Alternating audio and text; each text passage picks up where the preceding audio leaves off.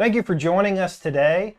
I'm Corbin Delaney, the marketing manager here at Life Data, and I am with the wonderful Susie Holt, who manages our customer service. Traffic control, lots of different things. Absolutely. So if you've ever called in to ask a question, place an order, you've probably talked with Miss Susie. She is very well known among our customers. Well, we're going to just kind of kill some time a little bit. Let more people sign on and get on before we get started in the presentation. Sorry. As you can see, we've got a little bit of a new setup here. We're changing some things up, investing in future live events and future discussions. So make sure to continue to follow us on Facebook and watch for those as we announce them. But I know Susie and me here, we both are here at the Alabama office, and it's been hot here in Alabama. Today's temp is good. Yes. I mean, we could go fishing today. Yeah. But last week, goodness, 100 and up. Yeah, and then today we're at, what, 74? Yeah, exactly. So let us know in the comments. I know several of you have been letting us know where you're from. What's the highest temperature that you've seen this year? I want to know how hot it's been, because it's been, I know I was in California earlier this year, and it was, I think, 103. Wow. And it was hot. And they had the dry heat. We had the humidity. Yes, we have the humidity, which is a completely different kind of heat. Yeah. But as we're looking at this heat, we kind of luck out. We've got the air conditioning, we've got cover, and we don't have to. I know I personally have been avoiding going outside as much as possible. I have kids, so I make my kids go get the mail just because I don't want to get out in the heat. But our horses don't have that pleasure, right? They don't get to go inside. They're out and exposed to this heat constantly, and that can be a big problem. A lot of times this heat can cause some pretty good damage to hoofs, especially when you get into this dry heat. It can cause a lot of that hoof cracks and just drying out the hoofs. We know it affects the skin and the hair coat overall. And when it's not dry, they're going to the ponds or the water troughs, and their front hooves are getting in the water. Absolutely. So it's either too wet, too dry. Absolutely. And of course, the summer thunderstorms come rolling in, and that kind of changes some things up as well. But the biggest problem when it comes to this heat, and which is what we're going to be talking about today, are for these horses that don't sweat properly. I don't have that problem. You don't have it? I don't have to think about it. I sweat with. I don't either. Like I said, I go outside and I come back and I'm just drenched. But unfortunately, a lot of our horses, they have this issue where they don't sweat properly. And a lot like us, we use the evaporation of sweat to cool ourselves off. And the horses do the exact same thing. Through that evaporation of sweat, they're able to regulate their body temperature. Right. And those that don't sweat, though, they have issues with different things like if they can't sweat, their ability to work changes, to perform, and they just to plain old function. They just can't function like they want to with if they're sweating correctly. There are certain things that not sweating can also do to the horse, puts them in danger of overheating, cause heat strokes, can cause organ and muscle damage, and worst case, can cause death. Absolutely. And can you imagine some of these horses right now? We're in the summer. A lot of you are performing or getting ready for an event, for competition, constantly practicing and doing as much time as you can to get your horses prepared. And if you're not sweating properly, like you mentioned, that's going to affect performance. It's going to be extremely hard for them to perform the way they need to if they're not sweating and not able to cool themselves off. And this problem of not sweating properly, a lot of times we refer to it as anhidrosis.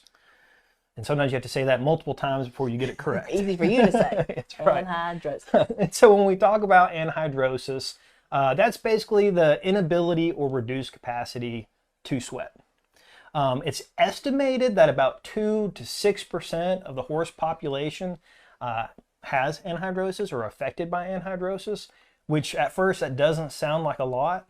But I'll tell you what, when I'm at some of these trade shows, and usually 1 to 2 people come and talk to me about it, that they have this issue. What do I do about this issue? Or they know someone that has the issue.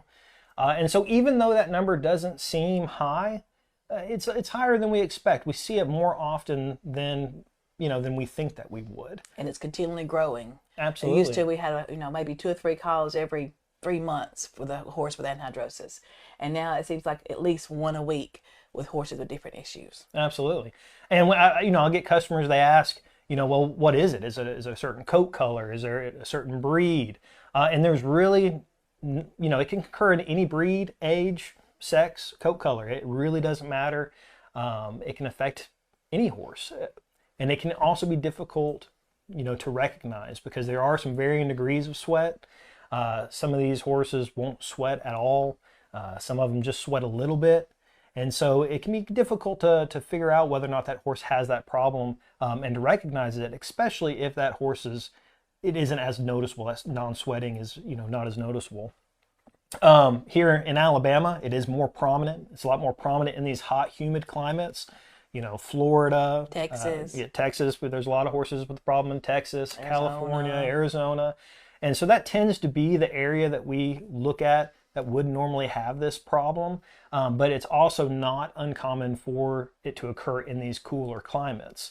I was actually talking with someone when I was in California who they're from Colorado, and their horse was having those issues in Colorado, and they thought it wouldn't be as bad because it was cooler climates. So it can occur in both areas.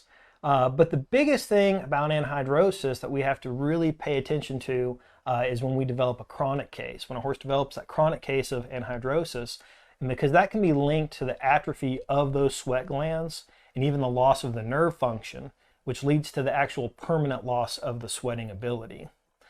And so that's really what we don't want. That's the worst case scenario, when that horse completely loses its function to sweat completely. Right.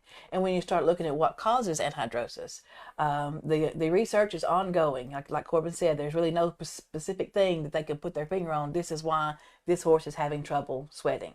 So we continue to watch the research and we continue to do research on these issues.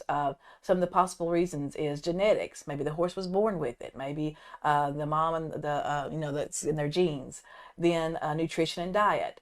You can see excesses or deficiencies that affect the skin and coat. So there's all kinds of different things. Absolutely. Now here at Life Data, the research that we have found that several correlations in nutritional deficiencies cause these excesses and deficiencies.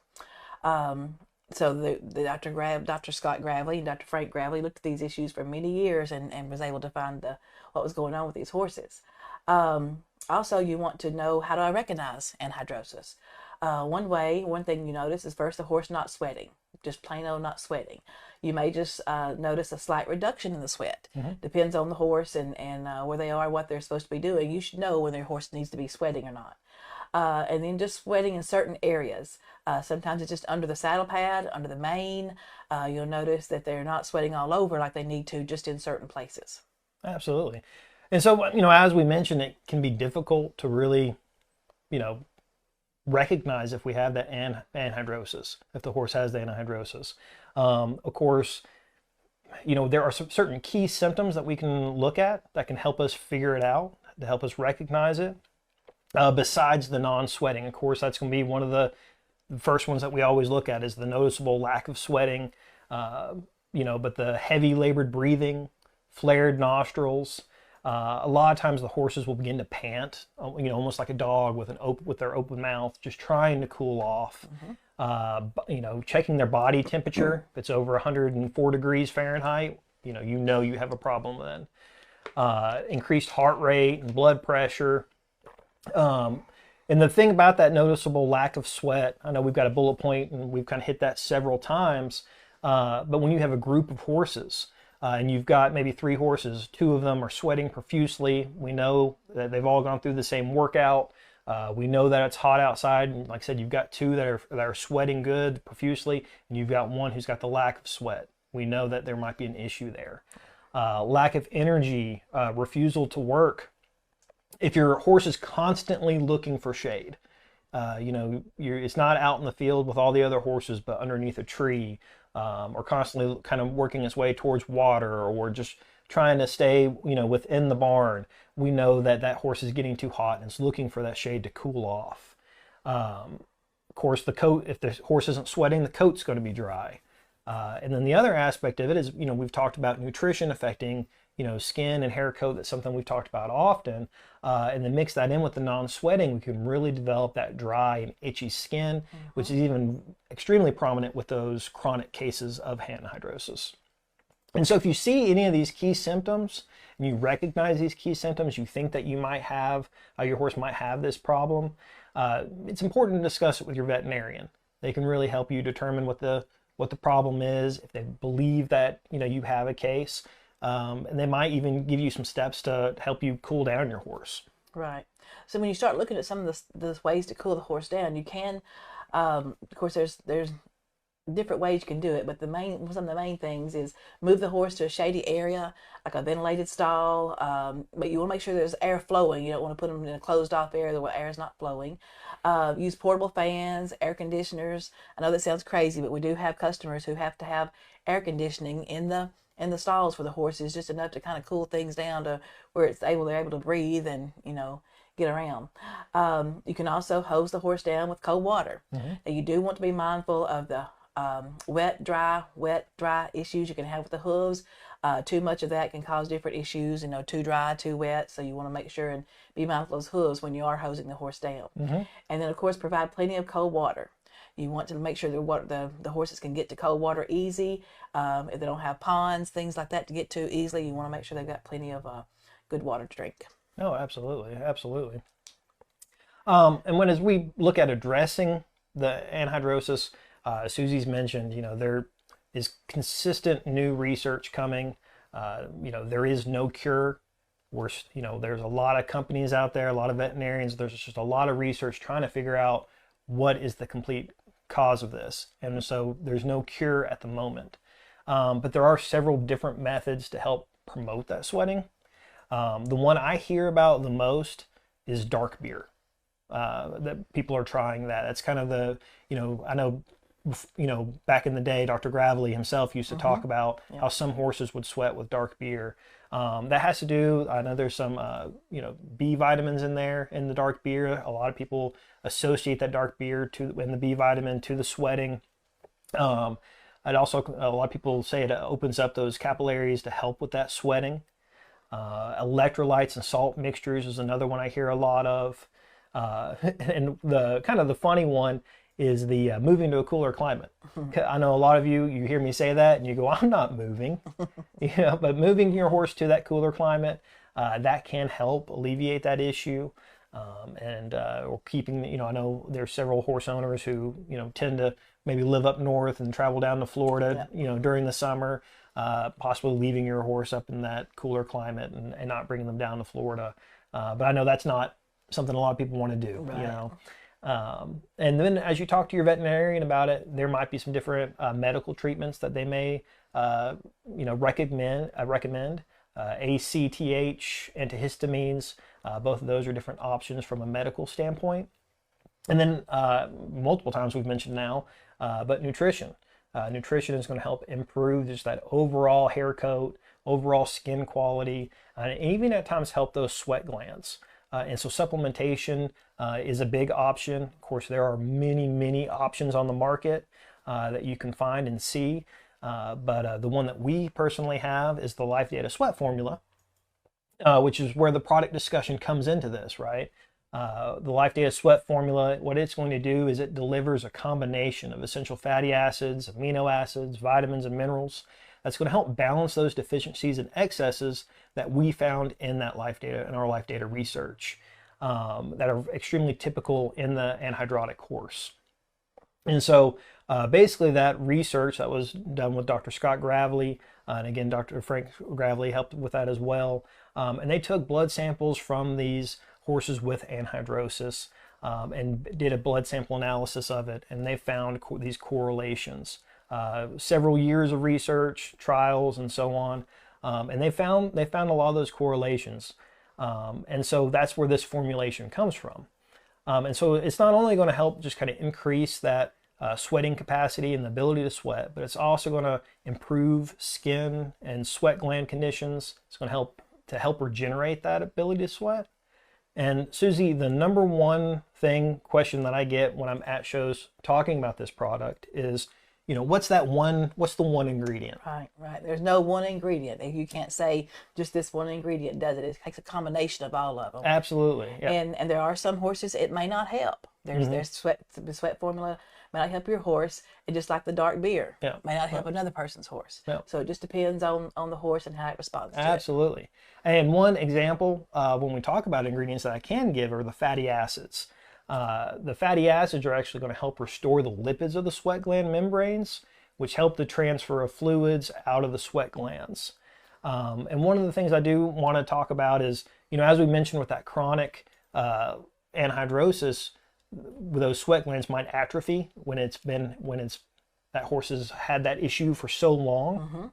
And if those glands have atrophied, then this may not help. Nutrition may not be the answer for that because those glands are no longer working. Right.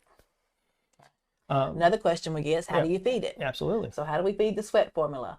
You feed one standard measuring cup per day for a 1,000-pound horse. Most horses will start sweating, or many horses have started sweating within just a few days. Like, again, it just depends on your horse and how it responds to it. Some horses it may take up to 8 weeks to see a major change. So you do want to give your horse time. If you know you have a horse with anhidrosis, we recommend feeding it at least 2 months before it's going to be hot in your area. Now, somewhere like Florida, Arizona, some of those places may stay hot longer than they do in other areas. So here you would want to start feeding the sweat formula by at least March. Get it in the system March, April, and hopefully by May, when it starts getting warm, May to June, you've got it in the system well, and you're going to see that help a lot. Then also the sweat formula is safe to feed with our products. If you're feeding other products that aren't ours, we will be happy to look at them, or Dr. Scott will be happy to look at them and see if it's safe to feed with our sweat formula. We also recommend feeding the Farrier's formula. That's going to help with the skin and coat, and that'll just give you an extra boost. And of course that's safe to feed year round, not just when your horse isn't sweating. But the Farrier's formula not only helps with the hooves, but does help with the skin and coat as well. Absolutely, absolutely. And I believe we got a couple of testimonials here that we can throw up and give you guys a few examples of customers who have tried the product and found success with it. This one's from Whitney. She says, he's been on Life Data sweat formula for a little over a month now. The humidity is 54% and it is 80 degrees. This is after a 35-minute dressage school. You can actually see the picture there that the horse is just covered in sweat. So much sweat, and his face was sweaty as well. He's also been sweating great in the field and before I ride. So good, absolutely excellent testimonial from Whitney there. The other one is from Elizabeth. And she says, I started him on it right away, and he was sweating regularly by the time of his next tough workout several days later.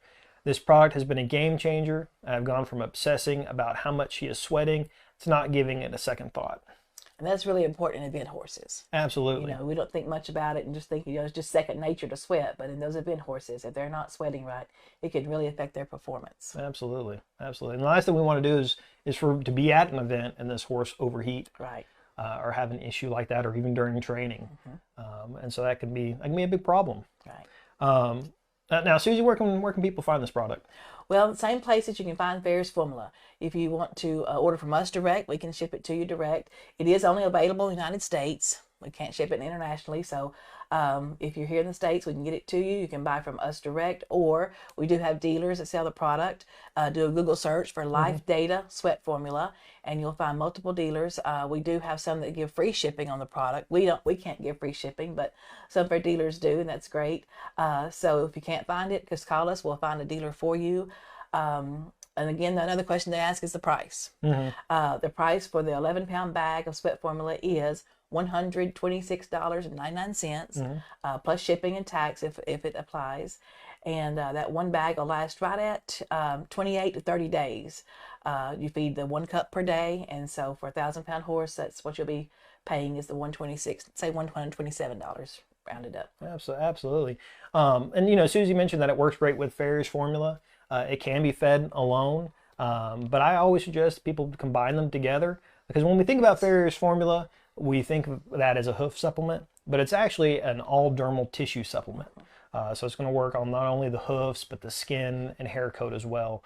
And so combining those just really adds an extra benefit. Right, just a good overall vitamin. And it's safe to feed together. But as we mentioned, if you have any questions about that, you can always contact us at cservice@lifedatalabs.com. Call us, and you can talk to Susie, and she can help answer those questions. Or we can even get you in touch with Dr. Scott Gravely. He consults with clients all the time, just regarding their nutrition and what products to feed and which ones we want to combine and not combine. We don't charge for consulting. No, we don't. We appreciate you buying the product. Absolutely. And there's so much information about anhydrosis. I know today probably felt pretty quick as we went through this. We just kind of hit the high points on this, because there is just so much information. We could probably talk for a week about it. Right. Especially when we start looking into the what ifs, as research is continuing to go on and speculations about certain things. And so I know we kind of just hit the high points and the basics of it. But it's a scary problem when you have it. And a lot of times you can feel like there's no hope. Right. And so this is, the Life Data Sweat formula is another option for you. And if you're not familiar with our company, Life Data Labs is, gosh, we've been around for 40 plus years now. And of course, our flagship product being Farrier's formula. It's the #1 recommended hoof supplement on the market by farriers. And it's the only hoof supplement that I know of that has a white paper to it. But we are a research-minded company first. So I know you. Dr. Frank worked very hard for many years to research the issues horses were having with their hooves. And same way with our sweat formula. They studied the blood samples from many horses and found the areas, what they were lacking in their diet. So Farrier's formula has many years research behind it, plus continuing to research every day. Absolutely. We also travel around the United States attending a lot of different expos. This year we've been I know I personally have been in Ocala, Florida, Ohio. I've been to one. California. They only let me out once a year. Once a year, yep. She came with me to the International Hoof Care Summit in Cincinnati.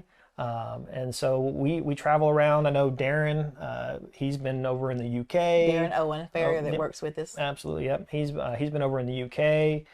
He's been all over as well. And then me and Darren, we're actually going to be in Massachusetts. Is going to be our next expo, West Springfield, Massachusetts at Equine Affair.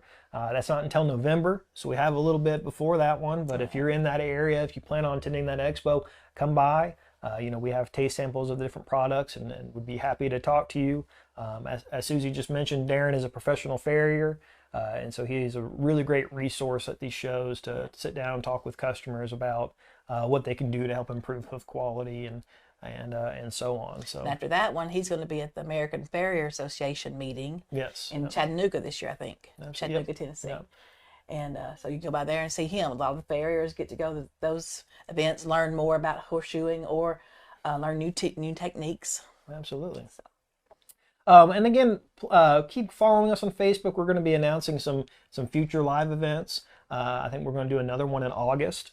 And so be on the lookout for that. We're going to be posting about that. And then we have just a library full of educational presentations and events. I know we've talked about laminitis, insulin resistance. And most of those are with Mike Barker. Yes. Who everyone knows from following us on Facebook. And Corbin and Mike did real good with those, talking about our different products. Those are available on Facebook and YouTube. Like I said, I mean everything from thrush to Cushing's. Yeah. We've got several different, and they go into a little bit more depth than we did here. They're about an hour long. A lot of those are, and so we have a lot of really good topics ahead of us as we continue to expand and do this.